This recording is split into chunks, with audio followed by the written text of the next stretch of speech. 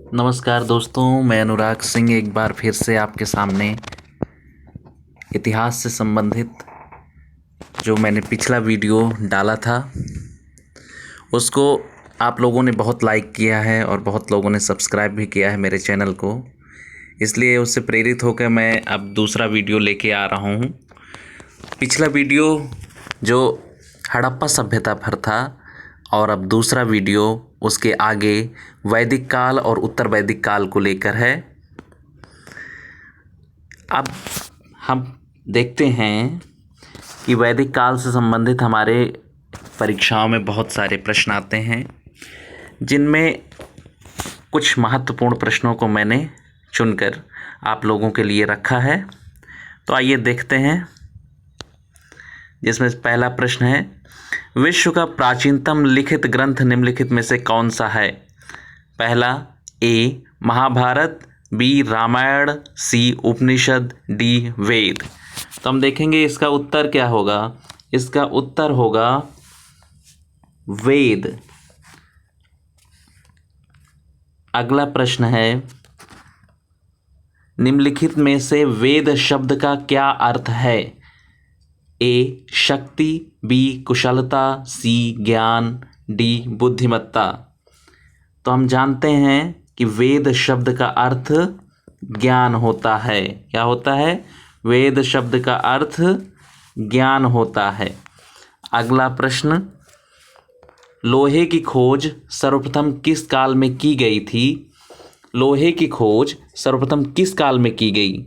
ए पाषाण काल, बी वैदिक काल, सी उत्तर वैदिक काल, डी मौर्य काल। तो हमें पता होना चाहिए कि लोहा जो इतना महत्वपूर्ण धातु है उसकी खोज उत्तर वैदिक काल में की गई। इसका आंसर सी होगा, उत्तर वैदिक काल। अगला प्रश्न है और बहुत इंपॉर्टेंट प्रश्न है, निम्नलिखित फसलों में से सर्वप्रथम मनुष्य द्वारा किस फसल का उपयोग किया गया? कुछ फसलें दी गई हैं, उनके नाम दिए गए हैं और कहा गया है कि निम्नलिखित फसलों में से सर्वप्रथम मनुष्य द्वारा किस फसल का उपयोग किया गया? ए राई, बी जौ, सी गेहूं और डी जई। तो हमें पता होना चाहिए कि मनुष्य द्वारा सर्वप्रथम प्रयोग की गई फसल जौ है। आर्य सभ्यता में पांचवा प्रश्न है, आर्य सभ्यता में विकसित मानव जीवन के 4 आश्रमों में कौन एक शामिल नहीं है? ए गृहस्थ, बी ब्रह्मचर्य, सी वानप्रस्थ, डी गृह त्याग। तो हमें पता है कि आर्य सभ्यता में जो 4 मानव के आश्रम थे, ब्रह्मचर्य, गृहस्थ, वानप्रस्थ और संन्यास थे, अर्थात गृह त्याग नहीं बल्कि संन्यास था। हम अगला प्रश्न अब देखेंगे, आर्य जातियों के साथ संघर्ष में, यहाँ पे गलत थोड़ा हो गया है, टाइपिंग में मिस्टेक है।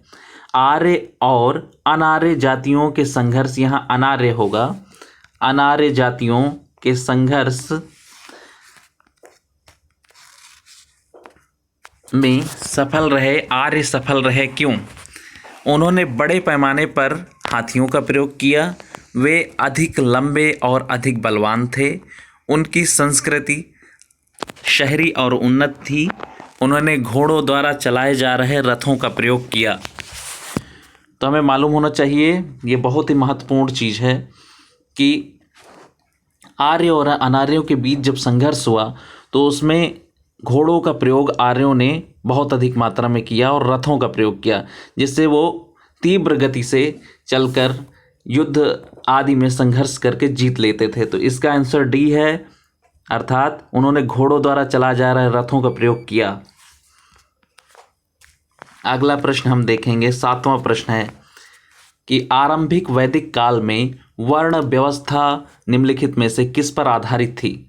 जो हमारा आरंभिक वैदिक काल था उसमें वर्ण व्यवस्था जो है वो किस पर आधारित थी? ए शिक्षा पर, बी जन्म पर, सी व्यवसाय पर, डी प्रतिभा पर। आरंभिक वैदिक काल की बात आ रही है तो इसका उत्तर होगा व्यवसाय पर, अर्थात जो जिस व्यवसाय से जुड़ा व्यक्ति था वो उसी जाति का माना जाता था या उसी वर्ण में आ जाता था। जैसे यदि कोई व्यक्ति शिक्षा देने का काम करता है, लोगों को ज्ञान बांटता है, तो वो व्यक्ति ब्राह्मण कहलाता था। और यदि कोई व्यक्ति कृषि कर्म में जुटा है या फिर अन्य व्यवसाय में जुटा है तो वो वैश्य हो जाता था। अगला प्रश्न है, आर्यों को एक जाति कहने वाला प्रथम यूरोपियन व्यक्ति कौन था? ऐसा कौन व्यक्ति था, यूरोपीय व्यक्ति, जो आर्यों को एक जाति कहता था? इसके आंसर देखेंगे। Sir William Jones, H Wilson, Max Muller, general Cunningham. इसका उत्तर थोड़ा टफ है, लेकिन हमें पता होना चाहिए क्योंकि ये प्रश्न बहुत इम्पॉर्टेंट है और कई सारे एग्जामों में आया हुआ है, इसलिए इसका आंसर सी होगा, मैक्स मूलर। अगला 9वां प्रश्न है, बहुत ही महत्वपूर्ण प्रश्न है और कई बार लोगों से इस प्रश्न को करने में गलती हो जाती है, इसलिए हम इस प्रश्न को देखते हैं ध्यान से। वैदिक काल की कौन सी सभा सामान्य रूप से सरदार अर्थात मुखिया के चुनाव में शामिल होती थी? तो हम देख रहे हैं, ए सभा, बी समिति, सी गण और डी विदत। तो इसका उत्तर हो जाएगा सभा। इसका उत्तर ए सभा हो जाएगा। माफ़ कीजिए, इसका उत्तर सभा नहीं समिति होगा, क्योंकि आज वर्तमान में जो सभा और समिति का कॉन्सेप्ट है, वैदिक काल में सभा और समिति के कॉन्सेप्ट से बिल्कुल भिन्न है, इसलिए इसका आंसर सी बी अर्थात समिति हो जाएगा। अगला प्रश्न 10वां है, वैदिक युग में राजा द्वारा वसूले गए कर को किस नाम से जाना जाता था? वैदिक काल में जो राजा कर वसूलते थे उसे किस नाम से जाना जाता था? ए वर्मन, बी कर, सी पण और डी बलि। तो हमें पता होना चाहिए कि वैदिक काल में कर जो राजा द्वारा वसूला जाता था उसे बलि कहा जाता था, अर्थात इसका उत्तर डी होगा, बलि। जबकि पण उस समय प्रयोग की जाने वाली मुद्रा थी। 11वां प्रश्न देखते हैं हम, जो कि बहुत इंपॉर्टेंट है और कई बार पीसीएस पेपर से लेकर एसएससी और अन्य तमाम एग्जामों में आया हुआ प्रश्न है। प्रसिद्ध गायत्री मंत्र किस वेद से संबंधित है? गायत्री मंत्र ओम भूर्भुवः स्वः तत्सवितुर्वरेण्यम जो है वो किस ग्रंथ से संबंधित है, किस वेद से संबंधित है? तो ए यजुर्वेद, बी सामवेद, सी अथर्ववेद और डी ऋग्वेद। इसका उत्तर यदि आपको आता हो तो दें, अर्थात अथवा इसका उत्तर होगा, मैं आपको बता दूं, इसका उत्तर होगा डी ऋग्वेद। ऋग्वेद के तीसरे मंडल में भगवान सविता अर्थात सूर्य के लिए प्रयोग किया गया है गायत्री मंत्र का। 12वां प्रश्न है, भारत का राजकीय प्रतीक शब्द सत्यमेव जयते निम्नलिखित में से कहाँ से लिया गया है? ये तो और भी इम्पोर्टेंट प्रश्न है, क्योंकि बहुत एग्जाम में ये आता है, डायरेक्ट सीधा पूछ लेते हैं कि सत्यमेव जयते जो शब्द है वो कहाँ से लिया गया है। तो हमको पता होना चाहिए कि ये मुंडकोपनिषद से लिया गया है। हमारे जो उपनिषद हैं उन उपनिषदों में से एक उपनिषद है मुंडकोपनिषद, तो उसी उपनिषद से लिया गया है, मुंडकोपनिषद से। अगला 13वां प्रश्न है, किस विदुषी महिला ने वाद विवाद में याज्ञवल्क्य को चुनौती दी थी? अर्थात किस महिला ने याज्ञवल्क्य को चुनौती दी थी वाद विवाद प्रतियोगिता में? घोषा ने, अपाला ने, मैत्रेयी ने, गार्गी ने। ये बड़ा ही इम्पोर्टेंट प्रश्न है और अधिकतर लोगों को पता नहीं होता तो गलत हो जाता है, इसलिए मैं इसको उत्तर आपको बताता हूँ। इसका उत्तर डी गार्गी है। गार्गी उस समय एक विदुषी महिला थी जो याज्ञवल्क्य को वाद विवाद में चुनौती दी थी। अगला 14वां प्रश्न है, ऋग्वेद में सर्वाधिक बार किस देवता का वर्णन मिलता है? अर्थात ऋग्वेद में सबसे अधिक बार कौन से देवता का नाम आता है? हम देखेंगे रुद्र, विष्णु, इंद्र या भगवान बाहुबली का। तो इसका उत्तर सी है, अर्थात इंद्र का, जो कि 250 बार आता है। अगला प्रश्न हम देखेंगे, किस वेद का संबंध संगीत से माना जाता है? अर्थात किस वेद का संबंध संगीत से माना जाता है? इसका उत्तर ऋग्वेद, सामवेद, यजुर्वेद, अथर्ववेद में से होगा सामवेद। सामवेद को संगीत का जनक माना जाता है। अर्थात संगीत किस वेद में है? संगीत का पहली बार वर्णन किस वेद में है? सामवेद में है। अगला प्रश्न, हम 16वां प्रश्न देखेंगे, ऋग्वेद का पाठ करने वाले व्यक्ति को किस नाम से जाना जाता है? ऋग्वेद का पाठ करने वाले व्यक्ति को किस नाम से जाना जाता है? ए उद्गाता, बी होत्र, सी अध्वर्य और डी ब्रह्मा। हमको पता होना चाहिए कि जो हमारा महान ऋग्वेद है उसकी जो व्याख्या करते हैं, उसकी जो बारे में बताते हैं, उसे हम होत्र बोलते हैं, होत्र। अगला 17वां प्रश्न है कि वैदिक सभ्यता में निम्नलिखित में से किस पशु को पवित्र माना गया है?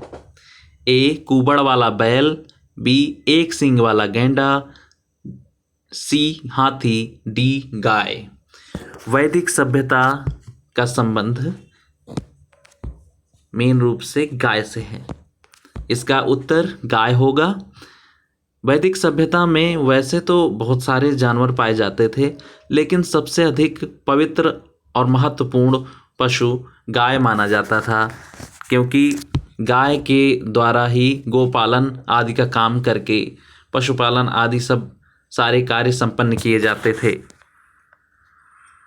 18वां प्रश्न है कि ऋग्वैदिक काल की तुलना में उत्तर वैदिक काल में महिलाओं की स्थिति में क्या परिवर्तन हुआ?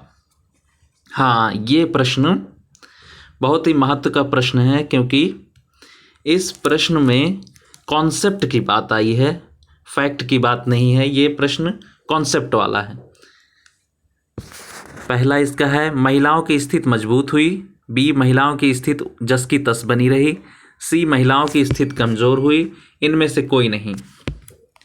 मैं आपको बता दूं कि वैदिक काल एक ऐसा काल था जिसमें महिला पुरुषों के समकक्ष थीं, परंतु उसके बाद के सारे कालों में महिलाओं की स्थिति में निरंतर गिरावट देखी गई है। अर्थात इसका उत्तर होगा महिलाओं की स्थिति कमज़ोर हुई, सी। 19वां प्रश्न है कि वैदिक काल में विनिमय अर्थात लेन देन की कौन सी प्रणाली प्रचलित थी? यानी ये पूछ रहा 19वां प्रश्न कि वैदिक काल में एक दूसरे से कुछ सामान लेने देने के लिए कौन सी प्रणाली प्रचलित थी? मुद्रा विनिमय प्रणाली, वस्तु विनिमय प्रणाली, उपयुक्त में से दोनों या इनमें से कोई नहीं। तो आपको मैं बता दूं कि इसका जो उत्तर है वो है वस्तु विनिमय प्रणाली। अर्थात एक वस्तु देकर दूसरी वस्तु को ले लेना, ये वस्तु विनिमय प्रणाली है। आज भी हम अपने गाँव में देखते हैं कि ये वस्तु विनिमय प्रणाली प्रचलित है। 20वां प्रश्न, गोपथ ब्राह्मण का संबंध चारों वेदों में से किस वेद से है?